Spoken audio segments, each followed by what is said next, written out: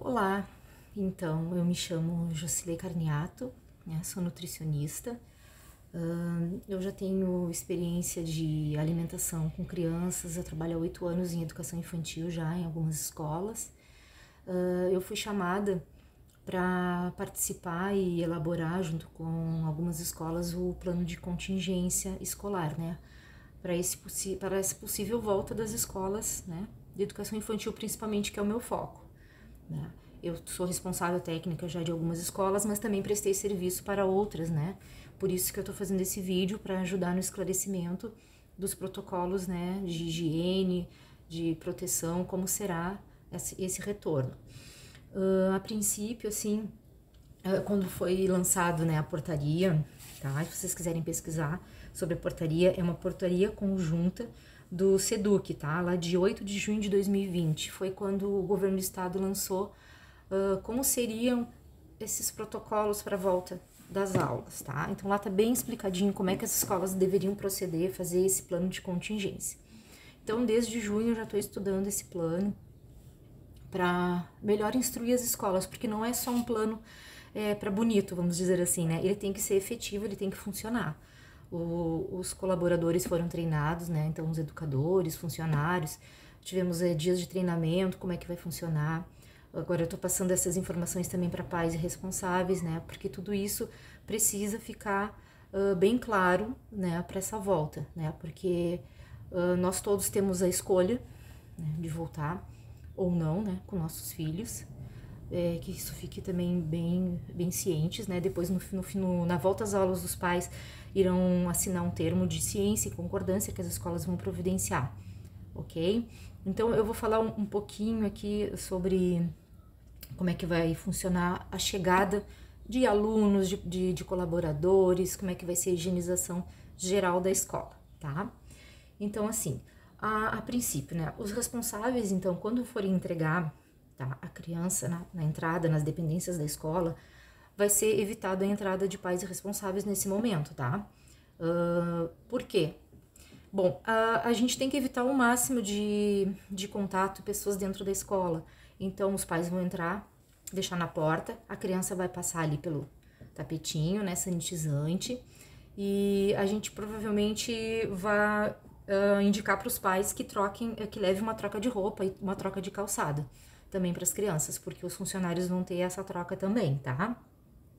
Quando a criança, então, chegou na escola, passou pelo tapete sanitizante, enquanto o pai ainda está presente, o responsável, será aferida a temperatura dela, tá? Conforme essa aferição, se der 37,8, que é o ponto de corte que está no protocolo, der igual ou superior, a criança já não entra na escola, tá? O pai precisa levar a criança de volta para o serviço de saúde para ver, porque aí já é um caso suspeito, tá? De Covid. Bom, as crianças, então, e os pais, quando chegarem na escola, também vão seguir as mesmas regras além de distanciamento, de uso de máscara, tá? Então, quando chegar lá na porta, vai ter a demarcação ali do distanciamento de 2 metros, para os pais se posicionarem, apesar de que a escola vai fazer um escalonamento de horários, né? Cada turma, mais ou menos, vai entrar num horário para não ter esse problema de aglomeração na entrada da escola, tá? Também terá um sentido único, né? No caso, a escola tem demarcação no piso para as crianças seguirem um sentido único até as salas, para não ter aquela correria, né? Os professores vão ir controlando como é que vai ser essa chegada dos alunos, tá? Bom, além do registro da temperatura no início do turno ali, que vai ter uma planilha específica para o aluno ser aferido, no meio do turno, no meio da aula, de repente lá, não sei, no meio da manhã ou no meio da tarde, né?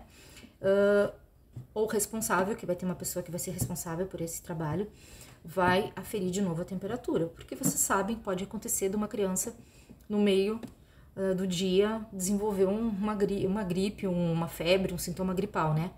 Então, até é bom ressaltar isso, não é só a febre que é o ponto de corte para ser suspeito de Covid, né? É também síndromes gripais. Essa criança tá com muita coriza, está sentindo falta de ar, né? Aqueles sintomas básicos do Covid que a gente já mais ou menos já conhece. Assim, mas se vocês quiserem, também eu posso passar tudo que está escrito no protocolo, tá? Quais são todos os sintomas A gente tem, inclusive, o plano de contingência está na escola. Quem tiver interesse em olhar ele para ver como é que ele foi feito, todos os processos, está disponível nas escolas. Bom, deixa eu ir adiante aqui no meu. Bom, então, como a criança apresentar então uma síndrome gripal ou uma febre, o que vai acontecer? A gente precisa avisar imediatamente o familiar, né? Para isso acontecer, precisa estar atualizado os contatos dos responsáveis. Então, isso a escola tem que providenciar. Aí vocês também ajudem nisso. Botem, de repente, mais de um nome, não só o nome do pai e da mãe, colocar um avô, um tio, alguém que seja fácil, né, que esteja disponível até para buscar a criança. Por quê? A criança não vai poder permanecer na escola se ela tiver com alguma síndrome ou febre. A busca tem que ser imediata, tá? Porque não poderá ser medicada essa criança. Então, imagina, você sabe que uma febre, daqui a pouco tá 38, 39, quando vê tá 40, a criança tá convulsionando, né? Então, é uma coisa bem séria. Então, nesse momento, é importantíssimo que os pais estejam cientes, né?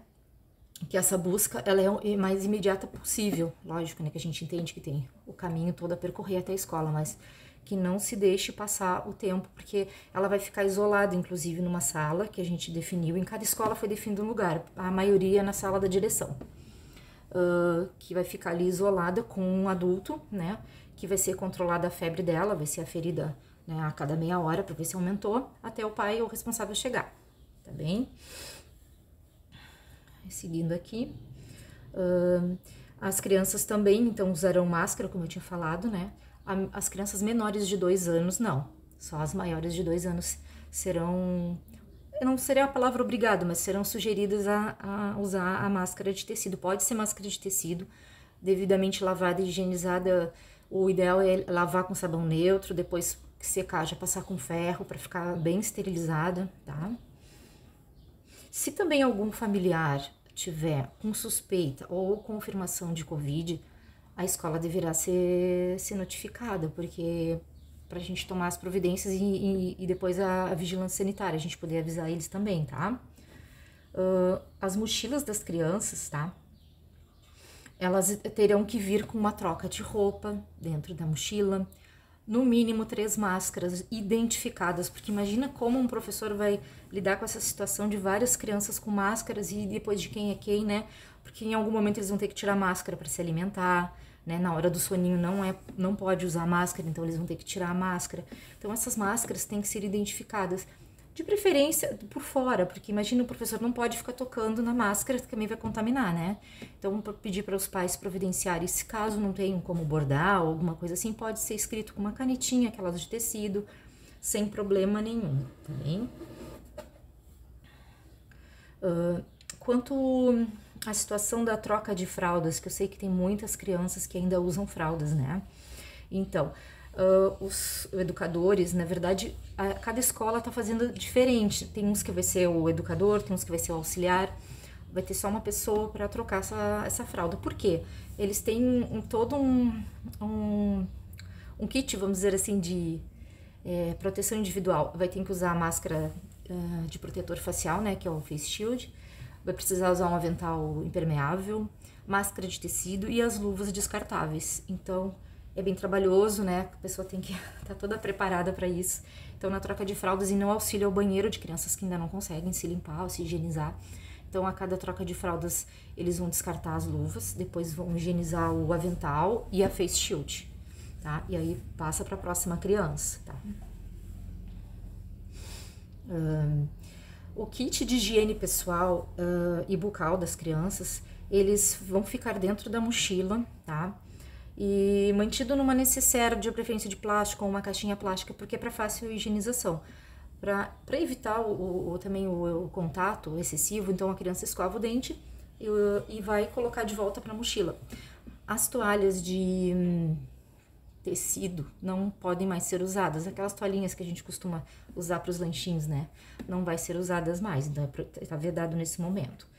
E as mochilas, então, vindo de casa, já serão higienizadas em casa. Mas quando chegar na escola, a criança entra e o auxiliar, que está na porta ali, aferindo a temperatura, vai borrifar com álcool também 70% a mochila para esterilizar ela, tá?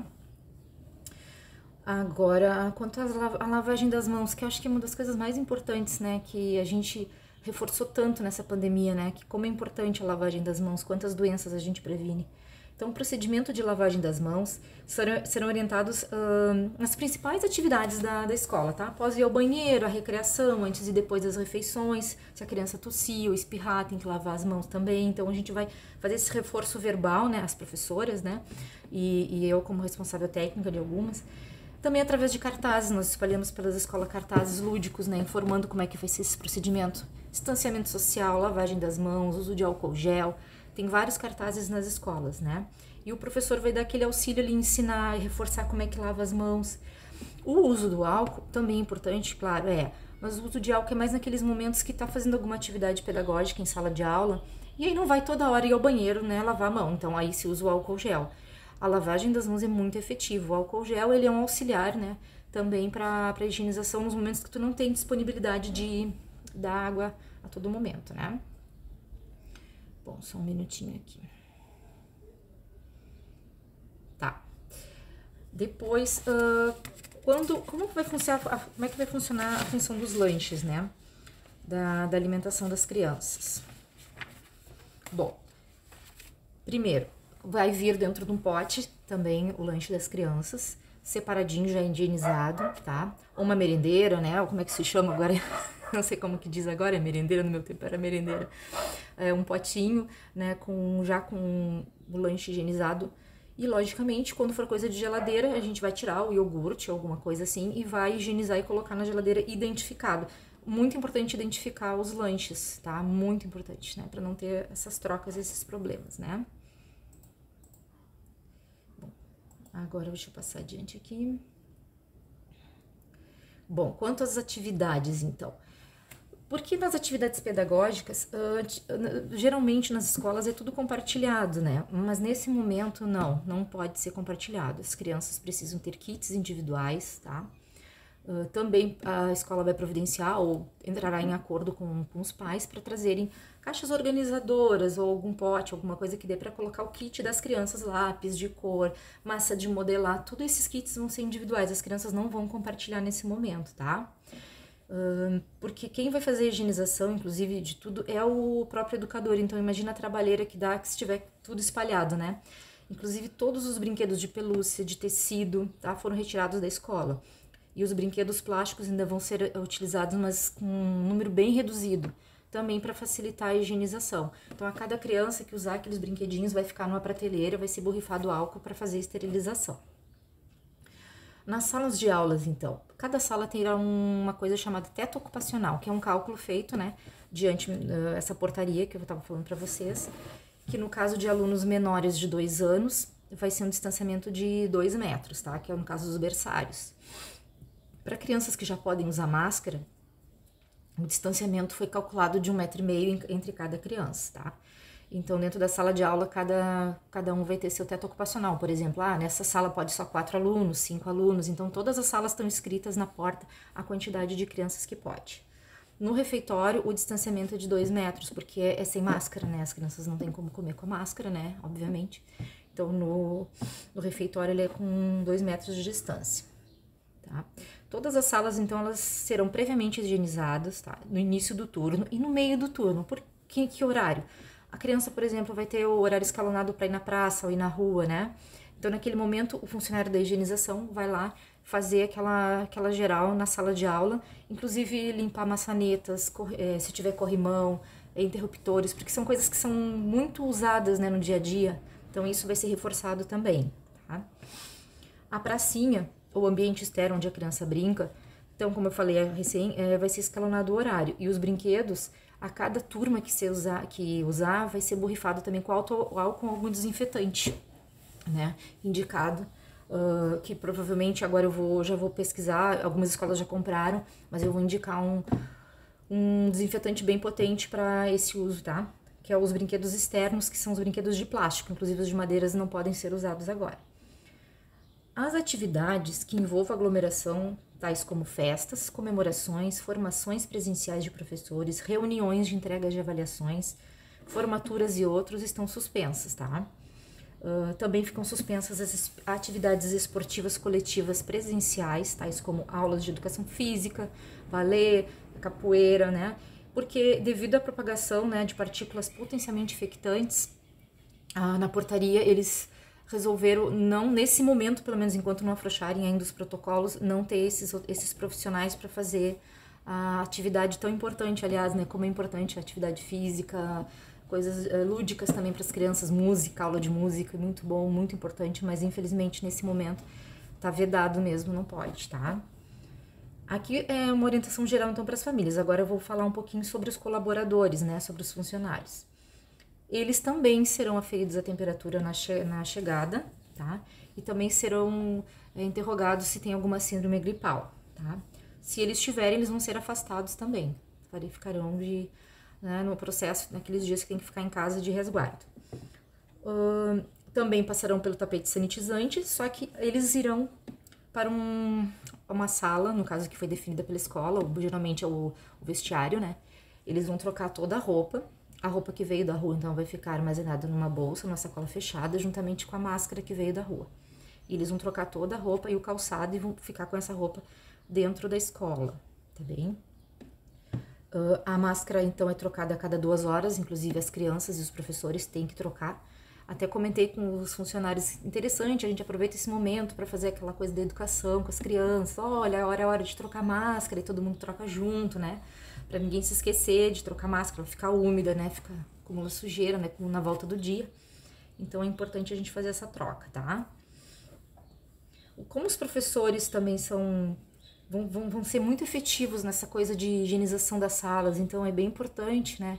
A gente conversar com os filhos em casa também, falar sobre higiene, sobre a importância de usar máscara, preparar eles para esse ambiente escolar agora, né? Porque por mais que a gente cuide, como é difícil, né? Mesmo com todo esse plano, com todos esses cuidados, não se tem garantia que isso tudo vai realmente ser efetivo, né? 100%. Mas é um plano de contingência, né? A gente vai tentar conter. Porque muitos pais precisam desse serviço, né? De cuidados do filho. Infelizmente, se todo mundo pudesse ficar em casa, mas precisa se trabalhar.